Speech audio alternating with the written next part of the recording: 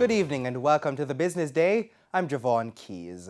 The insurance industry is closer to rolling out an online system to access motor vehicle insurance data. The pilot phase of the project being undertaken by the local insurance industry so far has more than 90% of motor vehicle insurance data ingested. The Insured Vehicle Information System, IVIS, is expected to be rolled out by year-end. The system will provide electronic access to data on all insured vehicles and is expected to facilitate easier transactions at banks and tax offices. While speaking at the Rotary Club of Kingston's meeting today, Director of the Insurance Association of Jamaica, Peter Levy, gave an update on the IVIS pilot. The TVJ offices have been using this database. We now have 94%, last I heard, 94% of the insured vehicles are in the database. We need to get it to 100. This is a system where the tolerance for errors is not very high. We need to be at 100%, or at least at 99% at all times. He says at rollout, the database should refresh every 5 minutes. Mr. Levy says this system will be crucial to nabbing uninsured motorists.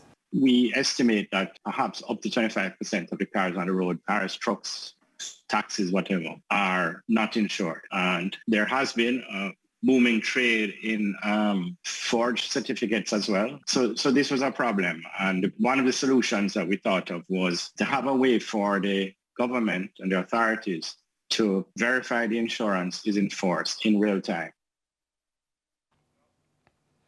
Point-to-point inflation for August 2020 to August 2021 has exceeded the BOJ's target of 4 to 6%. The Statistical Institute of Jamaica Statin says inflation for the 12-month period was 6.1%. Meanwhile, inflation for the month of August alone amounted to 0.9%. The increase was due mainly to a 1.8% increase in the price of food and non-alcoholic beverages. The increase in the price of vegetables, tubers, plantains, and cooking bananas was noteworthy. Meanwhile, Jamaica spent more on imports for January to May this year compared to the same period in 2020. According to the Statistical Institute of Jamaica, total imports for the 5-month period was $2.2 billion, an increase of 12%. This upward movement was due to higher costs for the import of petroleum and petroleum products. Meanwhile, more money was earned from exports for the January to May period this year. Total exports were valued at $655 million, 24.6% more compared to the same period in 2020.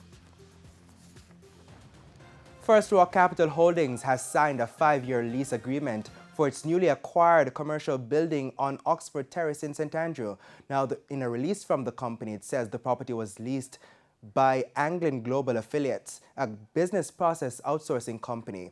The CEO of Anglin Global Affiliates, Omar Anglin, says the company is closer to its goal of 3,000 call center seats in the coming months.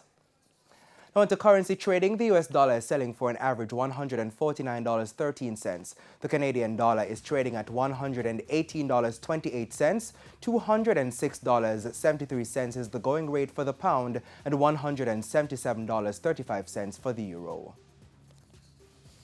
The JSE index declined by 447 points today, while the junior market index lost 20 points. Today's advances include Paramount Trading Jamaica, Sterling Investments US dollar shares, Margaritaville Turks, Blue Power Group, and Epley Caribbean Property Fund, while on the losing side were Community and Workers of Jamaica Deferred Shares, Sagicor Select Funds Manufacturing and Distribution, Portland JSX, G-West Corporation, and Main Event Entertainment Group.